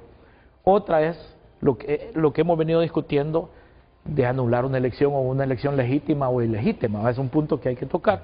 Y el otro punto bien importante que para mí hay que puntualizar también es el tema ese de desconocimiento que hay, que si hay 5.000 actas con inconsistencias, no necesariamente esas 5.000 van a un escrutinio especial, sino que hay mecanismos para que lleguen la menos cantidad posible a esa instancia, porque esa es una instancia ya cuando no se puede corregir de otra manera, ¿verdad? Esa es la última instancia. Entonces aquí tengo, fíjese bien, en las elecciones generales del 2021, la fecha de elección fue el 28 de noviembre, ahí mismo se anunció un ganador. 3 días después, que como nos recordaba aquí el abogado Eduardo, se hizo prácticamente una declaratoria parcial, ¿verdad? Y en los 7 días siguientes se hizo después la declaratoria general. O sea, en 7 días se hizo todos los escrutinios especiales, las impugnaciones y todo eso. Entonces, eso pasó el 2021. Fíjense en el 2025 cómo estamos. Estamos todavía a 23 de diciembre.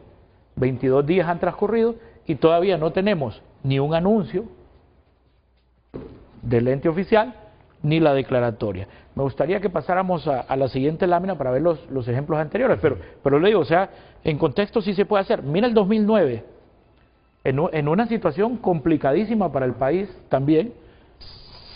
Señáleme. El 2009 está acá por acá. Aquí, en 2009. Para que el ganador, el 30 de noviembre. Sí. Un día después se informó a los medios y se anunció un ganador. Y ahí está. Un día después se anunció el ganador. Luego vamos a ver las fechas de las declaratorias. El 2013, el resultado del 2013, el 24 de noviembre fue la elección. El 26 y el 28 de noviembre se hicieron ahí unas cosas, en 4 días se declaró un ganador. Y la declaratoria creo que se hizo 17 días después. O sea, y se hizo un anuncio. Fulano de tal, con tal porcentaje, va ganando la elección y se proyecta a ser el virtual ganador, y la declaratoria sí lo afirmó, porque como mencionaba el doctor Calix, hay ya estadística que es muy difícil de variar, es muy complicado. En las elecciones del 2017, esta fue la que más tardó, por la situación, el contexto que hubo, pero fíjense, tardó 21 días. Menos que ahora. Menos que ahora. Sí. O sea, menos que ahora. Ahora, recordemos el contexto que pasaba en el 2017. Usted no tenía un pleno de magistrados confrontados. Tenía un pleno que quería sacar el proceso adelante, incluso, como dice usted, peleándose algunos con sus líneas partidarias. ¿Verdad? Y aquí tenemos un pleno que no se puede sentar en pleno. Pues esa es la realidad que tenemos. O sea que no pueden estar los 3 ahí hablando. Conocemos la situación de las consejeras. Pero tanto así que hay 2 consejeras. Exacto, que están en la clandestinidad, escondiéndose de la justicia. Entonces, si nosotros vemos en eso... Creo que resguardadas, ¿no? Resguardadas. Si vemos esto, prácticamente se puede hacer un anuncio oficial y eso le daría el regalo más grande que quiere el pueblo hondureño. Ojo, que le digo a la clase política que el pueblo hondureño ya les cumplió. Obedeció a la convocatoria, se organizó, salió a votar. Entonces ahora son ellos los que tienen que cumplirle al pueblo, dándole tranquilidad y más que todo estabilidad. O sea, porque esto ya pasa por una decisión política. Es así de sencillo. Aquí no hay nada legal, no hay nada... Es más, un anuncio de este tipo creo que no tiene que ir ni en un punto de acta.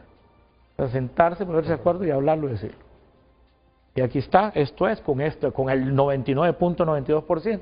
Tenemos un partido que está a la cabeza, tenemos otro... Eso hasta los medios internacionales, a la observación, a todo el mundo le daría tranquilidad. Entonces creo que es bueno ver, y por eso les digo, ya lo vivimos, en el 2017 tuvimos 21 días en esto, pero se dio un anuncio y luego se dio la declaratoria. O sea que puede haber una declaratoria, lo decía el abogado Fuentes, una declaratoria parcial. Así es. ¿En qué momento llega la declaratoria final? Antes del 30 de diciembre, pero es cierto, ¿qué es lo que sucede? Puede haber una conferencia de prensa anunciando, por supuesto. ¿No hay cadena de radio y televisión? No, debería. A ver, pero lo que mencionaba el ingeniero, no necesariamente para dar un anuncio, como en los casos anteriores, podría ser por cualquiera de esos medios. Evidentemente se ha generado un ambiente en tanta expectativa alrededor de la declaratoria, que se han hablado de muchas cosas. ¿Y qué pasa si firma? ¿Qué pasa si no firma? ¿Si no quiere? ¿Y si puede? A ver, es una obligación que yo esté en contra, porque es una resolución finalmente. Mencionaba el caso de 2017. En 2017 hubo un voto razonado de parte del magistrado Eric Rodríguez en relación a la declaratoria oficial de resultados. Pero él expresó su motivación, pero la resolución tuvo que haber salido. Hablan, no, y si no la publican en la Gaceta. Bueno, el requisito o el hecho de publicar en la Gaceta finalmente es una formalidad, ¿no? Pero no va a anular lo que pasó en una elección, ni va a anular una resolución del Pleno de Consejeros que es autónomo en su actuar. O sea que hay cosas que tenemos que disipar y eliminar esas dudas. Y como usted muy bien lo mencionaba, licenciado, cuando la presidenta dijo de que iba a aceptar lo que dijera el CNE, decía ayer el vicepresidente del Congreso Nacional, Russell Tomé, yo miré a algunos funcionarios que hasta ganas de llorar le dieron, porque algunos que tenían la expectativa de que no hubiese un reconocimiento a la declaratoria oficial de resultados, y ante eso yo creo que tenemos que disipar todas las dudas y de parte del CNE tener la claridad que antes del 30 de diciembre habrá una declaratoria oficial de resultados. Puede ser hoy, puede ser mañana, pero antes del 30 de diciembre tiene que haber una declaratoria oficial de resultados. Y el 27 de enero tiene que haber una transición en el ejercicio del poder en este país. Ahora, abogado, ¿tiene que llevar la firma de los 3 consejeros o esa es una declaración? Es una resolución, evidentemente tiene que darse una resolución en sesión de pleno. Mucho se habló estos últimos días de las sesiones virtuales. El Pleno de Consejeros tiene un reglamento de sesiones en el cual en el reglamento de sesiones establece los mecanismos virtuales como un medio para poder sesionar y poder tomar decisiones y poder tomar resoluciones. Hay cientos de antecedentes que anteceden a esa misma línea. Entonces, lo que se requiere es que se expresen las condiciones, se establezcan los resultados con la totalidad de actas que estén establecidas. Es más, si nosotros nos vamos al tenor y a la aplicación pura y dura de la ley, el escrutinio especial es facultativo. O sea, el Pleno de Consejeros tiene la discrecionalidad de enviar a escrutinio especial actas que tengan algunos presupuestos procesales. Pero si finalmente no se hace o no se autoriza, es decisión del Pleno de Consejeros, porque como ya lo mencioné, la elección se dio el 30 de noviembre, el voto por voto se dio el 30 de noviembre. Ahora corresponde validar y declarar en función de esos resultados que ya fueron emitidos. Bueno, me voy a una nueva pausa comercial. Al retorno conocemos algunas otras gráficas que nos ha preparado y nos ha traído el ingeniero Faustino Reyes. Ya volvemos.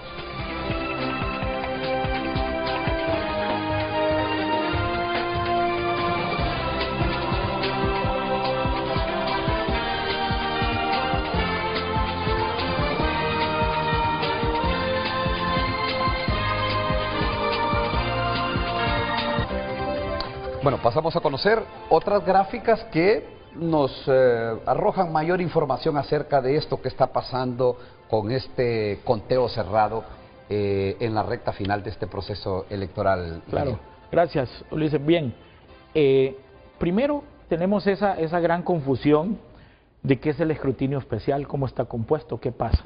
Entonces, yo quería marcar estos tres puntos que dicen que no envía un acta al escrutinio especial.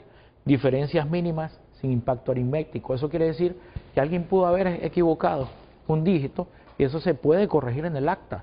No es necesario ir a contar las papeletas, porque hay validaciones ya, o esa acta está correcta y solo con cambiar, o sea, con corregir un número, esa acta pasa y se va. No tiene usted que volver a eso. Errores formales subsanables que no alteran el resultado. Le voy a dar un gran ejemplo y creo que Eduardo ahí nos puede dar más luces porque aquí ha hecho falta un poquito de información de parte del ente electoral y eso sí hay que decirlo. Digamos, hay actas que están correctamente balanceadas, O sea que están bien, no tienen errores de suma, los votan, pero solo tienen 2 firmas. Entonces, esas actas en realidad no tendrían que ir a escrutinio especial. Solo tienen que poner un bloque, autorizarlas en pleno, revisarlas y que vayan ya al procesamiento normal. Y lo otro, los alegatos sin respaldo documental. Fíjense bien, yo no sé cómo visualiza alguna gente de la clase política esto, pero impugnar un acta es formar un caso legal por cada acta, por cada mesa, en la que yo tengo que aportar las pruebas, el otro va a aportar sus pruebas, y la Secretaría Legal del CNE va a emitir, el Tribunal de Justicia Electoral tendría que emitir una resolución legal si esa acta se va a escrutinio especial, se sustituye por una acta legal o no. Entonces imagínese usted lo que quiere decir respaldar. Le voy a poner así, 3.000 actas para impugnación. Son 3.000 casos que usted tiene que armar para impugnar cada una de esas mesas. Que este proceso de impugnación viene después del 30. No, a ver, el proceso de impugnaciones, hay 2 cosas, 2 figuras que establece la ley que se pueden solicitar. Se puede solicitar nulidad de una junta receptora de votos o una solicitud de recuento. Estos plazos inician a correr del día después de la elección, es decir, a partir del 1 de diciembre yo tengo 5 días para pedir nulidades y 10 días para poder pedir recuento.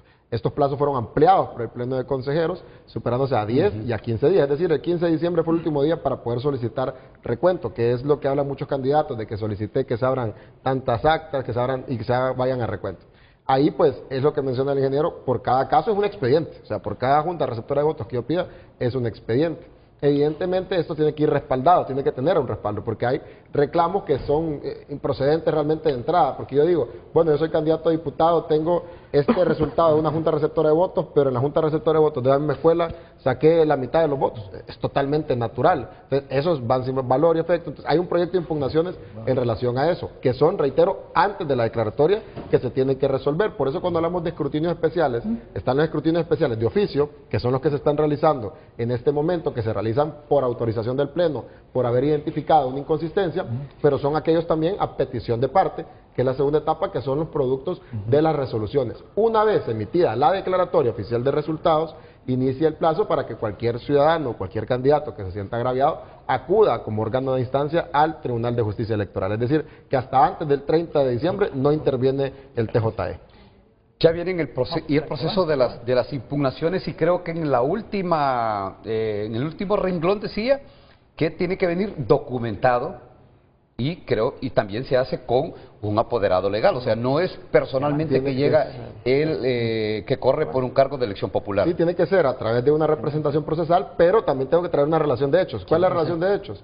Bien, yo tengo mi acta, mi copia certificada que se me entregó el día de la elección, y yo veo que la acta divulgada por el CNE tiene otro resultado. Entonces, esa es una causa. O veo, yo identifico que el acta dice una cosa, pero se contabilizó otro valor. Entonces, ese tipo de casos se tienen que documentar, hacer, reitero, la relación de hechos entre lo que está divulgado, entre lo que yo tengo, los medios probatorios que pueda traer, y a partir de ahí poderlo solicitar. En ese caso, y hubieron incluso solicitudes de nulidad del proceso electoral, y es donde yo mencionaba de la gravedad de colocar actas en valor cero. ¿Por qué? Porque eso implica anular una elección, y anular una elección solamente le corresponde al Pleno de Consejeros. Y cuando se anula una elección en una junta receptora de votos, ¿qué es lo que procede? La repetición de esa elección 10 días después, como pasó en 2021 en los municipios de Duyure, en el municipio de Huampusirpe, que se anuló la elección, entonces se vuelve a repetir. Pero al dejar un acta valor cero, como lo han hecho en muchos casos dentro del escrutinio especial, implica anular una elección, anular votos reales de personas reales que fueron a votar, y sobre todo dejarlos en indefensión, porque no hay una opción de que se vaya a repetir la elección, porque el acta ya fue cero, como que nadie fue a votar ese día, cuando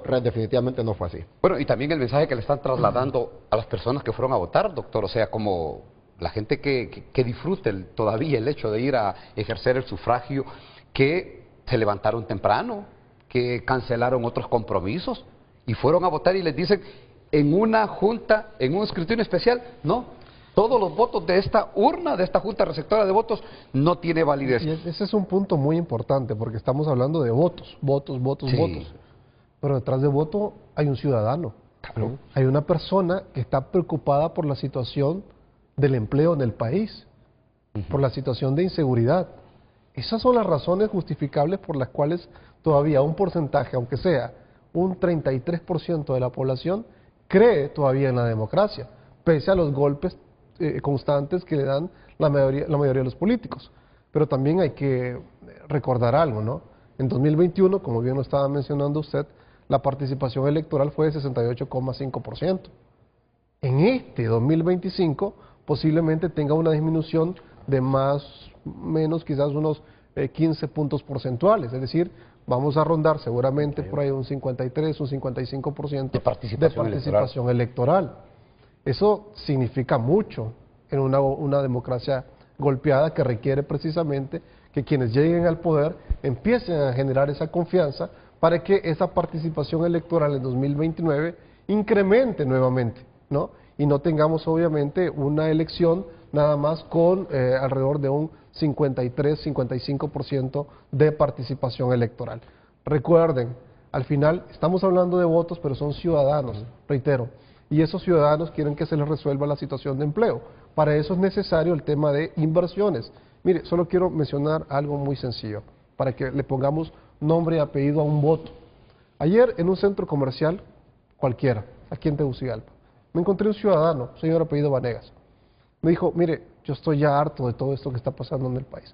¿Cuándo nos van a dar la declaratoria? ¿Sabe usted? Yo le dije, mire, yo creo que mañana o pasado mañana viene la respuesta. Pero veamos por qué ese voto es un ciudadano. Porque ese señor tiene un hijo de 27 años que no trabaja, terminó la universidad, pero no encuentra trabajo. Y ese es un problema serio, que no solamente este señor de apellido Vanegas, que su hijo también lleva su mismo apellido, que tiene 27 años, que no encuentra empleo, que no encuentra chamba, por así decirlo, son más de 1 millón de hondureños que ni trabajan y ni estudian, precisamente porque las políticas para atracción de inversiones, para generar empleo, generan realmente todo lo contrario, que es lo que quisiéramos en este momento. Mayor generación de empleo, mayor generación de inversiones, precisamente para que todos los Vanegas, por decir un ciudadano, ¿no?, pueda tener empleo, él o su hijo. Esa es la realidad por la cual la gente fue a votar. Y no sería justo precisamente que ese señor Vanegas y su hijo que fueron a votar pensando con mucha esperanza que iba a haber un proceso de transición importante, un cambio, porque no estaban de acuerdo precisamente con el gobierno actual, pudiesen precisamente tener ahora una opción disponible para encontrar trabajo, para tener seguridad, para vivir bien aquí en Tegucigalpa. Pero Vanegas puede ser un Ramírez, un González, cualquier persona en el resto del país que quiere precisamente eso y que se le valore, se le dé valor y respeto a su voto. Usted me ha dado números que, lo comparto con la producción, nos servirán para desarrollarlo en todo un frente a frente, en 2 horas, y de repente nos va a faltar tiempo. En las elecciones del 2021, la participación fue del 68%. Así fue. Bien, ahora es del 53%. Vayan ustedes midiendo el respaldo, el calor popular que lleva quien gane estas elecciones o las pasadas elecciones del 30 de noviembre. ¿Por qué fue menos gente? Y eso es lo que dicen los números, doctor, que fue menos gente, menos votantes a las urnas que concurrió. ¿Qué pasó? ¿Qué los desanimó? ¿Qué no los convenció? ¿Hasta dónde llega el desencanto de los electores con la clase política? Los estilos de liderazgo que teníamos. A ver, hoy estamos abogando porque seas Fura o sea Narrala. En su momento la señora Moncada tenía también la misma opción, lo mismo don Nelson, y en su momento también, por supuesto, Chano Rivera. Pero si analizamos los liderazgos, estamos vacíos de liderazgos que realmente generen un proceso de transformación importante, porque, reitero, celebramos la democracia y queremos que llegue el señor Fura, que llegue el señor Narrala, cualquiera de los dos en este momento. Pero ahí viene una demanda de parte del pueblo para ellos. Primero, reitero, el tema del empleo, 2.3, 2.5 millones de hondureños con serios problemas de empleo, 1.6 que apenas trabajan 4 horas y 1 millón que ni trabajan ni estudian. Es decir, tenemos un problema serio que, a ver, ninguno de los que lleguen, cualquiera, vienen desconociendo la situación del país. Aquí no va a valer que hablen de improvisación, y eso aplica no solamente a nivel gubernamental, a nivel de las alcaldías. Aquí, sea Juan Diego Zelaya o sea el mismo Jorge Aldana en Francisco Morazán, directamente en el Distrito Central, aquí no vienen y no deben venir a improvisar. Aquí se tiene que empezar a trabajar y a transformar la capital, por ejemplo, de manera directa, rápidamente, desde el mismo 27 de enero, con medidas específicas. Bueno, ya tenemos la experiencia de los que llegan sin un programa de gobierno, de los que llegan a improvisar. Ahí están los resultados, están claros en estas elecciones. El elector cómo reacciona cuando no se cumplen con las promesas que se plantearon en campaña. Antes de la pausa comercial, así rápidamente, otra de las gráficas que nos tiene el ingeniero Faustino Reyes. Miren qué práctico es eso. Igual, en el mismo contexto que hablaba el doctor y hablaba el abogado Eduardo, nosotros ya fuimos a elegir. Ese tiempo ya pasó, ya elegimos. Entonces, lo que el pueblo hondureño está pidiendo, lo que el ciudadano pide es que se le respete esa decisión, ¿verdad? Y que se afirme esa decisión que se tomó. Entonces, aquí usted mira, fase postelectoral, o sea, aquí ya elegimos, está el escrutinio general, el escrutinio especial, cuando aplica las impugnaciones y recursos y luego la declaratoria oficial del CNE. Eso es lo que hace falta, pero la elección ya terminó. Lo que tenemos que hacer es terminar de documentarla, ordenarla, ver esas inconsistencias que hay, pero nosotros ya elegimos, el pueblo ya eligió. Con esa participación, aunque sean muy parejos los dos candidatos que estén, pero está claro que el pueblo eligió por un cambio, eligió por estabilidad, eligió por tranquilidad, y eso lo único que lo pueden dar ahorita es la clase política. Bueno, ahí está claro, y ya con estos números, con lo que estamos conociendo el día de hoy, hay muchos que dicen debería ser hoy, mañana o el 25 por tarde dar la declaratoria en el nivel presidencial. Así brevemente. En efecto, licenciado, es que esto no se trata, voy a hacer algo de publicidad, no es la diaria, no es la chica, pues no es lotería, a ver quién ganó. Ya los partidos políticos tienen las actas, están claros los resultados, evidentemente la misma clase política, pero también la ciudadanía, ¿de qué está expectante? De una oficialización de resultados. Y esa oficialización de resultados cuenta con los elementos para poder ser emitidos. Con toda categoría le puedo decir que sí, que están los elementos para que pueda ser emitida. ¿Cuándo será? Pues es una decisión del Pleno de Consejeros. Puede ser hoy, puede ser mañana. Evidentemente sabemos hasta cuándo puede ser, que es el 30 de diciembre, pero estamos seguros de que antes de esa fecha, y hay una garantía que debe haber, tiene que haber declaratoria, habrá una declaratoria y en función de eso, pues todos los procedimientos que vengan por delante. Y nosotros lo que esperamos en este caso, la población hondureña, nosotros como medios de comunicación, la sociedad civil, es que lo que falta por hacer en el Consejo Nacional Electoral, este escrutinio especial, porque se deja la papeleta presidencial, se va a la papeleta de diputados y de corporaciones municipales, que ya se pare o que no se vuelva a repetir una acción como la que se dio la noche de ayer, de esta agresión planificada, coordinada, en contra de escrutadores del Partido Nacional. Y uno de los oficiales militares en condición de retiro me decía, bueno, pero en todo esto también hay que preguntarse cuál es la responsabilidad que tienen las Fuerzas Armadas en toda esta protección física y personal de quienes están en este trabajo, en el día y en la noche, para poder dar final y sacar este escrutinio especial y terminar con la incertidumbre que viven los hondureños. Vamos a una nueva pausa comercial. Al retorno, ya en la recta final del programa, las conclusiones del tema que hemos abordado el día de hoy.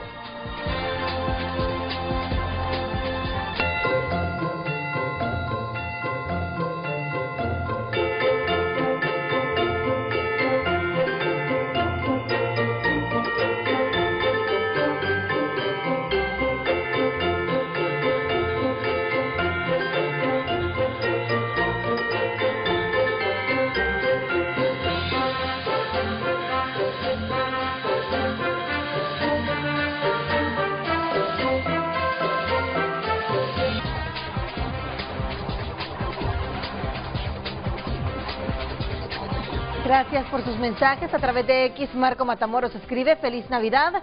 Este arroz ya se cocinó, para bien o para mal, papi ya es presidente. ¿Qué queda? Negociar gobernabilidad por Honduras y que se gobierne para todos y no solo para cachurecos, como siempre lo hacen, y eviten corrupción.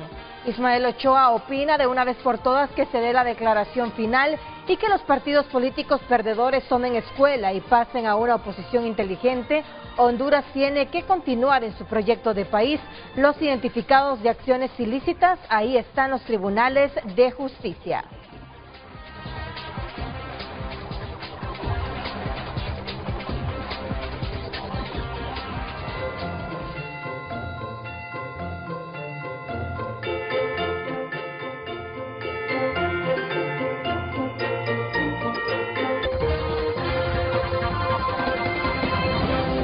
Bueno, estaba consultándole aquí con los que conocen este campo electoral y me dicen que una resolución de una declaratoria de las elecciones generales no necesita ni cadena de radio y televisión, no necesita ni siquiera una conferencia de prensa, puede ser un comunicado y que tampoco están para las firmas de los 3 consejeros. O sea, la cosa es fácil. Como regalo de Navidad para los hondureños puede ser hoy, puede ser mañana o puede ser el 25, pero no debería pasar de ahí si ya estamos en un 99.92% de este recuento de los votos en el centro logístico electoral. Bueno, ya estamos en la recta final. Me contacto con el abogado Rodolfo Dumas para sus conclusiones finales. Abogado, brevemente le escuchamos. Muchas gracias. De nuevo, agradecer la invitación, la participación de sus invitados ha sido muy ilustrativa, creo, para la audiencia de este programa. Creo que el pueblo hondureño cumplió, ahora le toca a la institucionalidad hacer su parte. Esperamos una declaratoria en los próximos días, esperamos que se cumpla con lo que la Constitución manda en cuanto a esa declaratoria, más tardar el 30 de diciembre. Y en lo sucesivo, bueno, pues tocará reconstruir la confianza, reconstruir la institucionalidad, avanzar en los temas que hoy muy brevemente hemos tocado. Obviamente el país enfrenta retos enormes en materia social, económica, de seguridad, de salud pública, pero eso se puede avanzar si logramos un gobierno, como le dije al inicio del programa, de integración nacional, donde todos los sectores aporten conocimiento, técnica, para que el país pues avance. Honduras no puede darse el lujo de seguir en este tipo de crisis, en esta parálisis que estamos actualmente. Creo que es importante ese concepto de reconciliación y de conciliación nacional para que el país avance.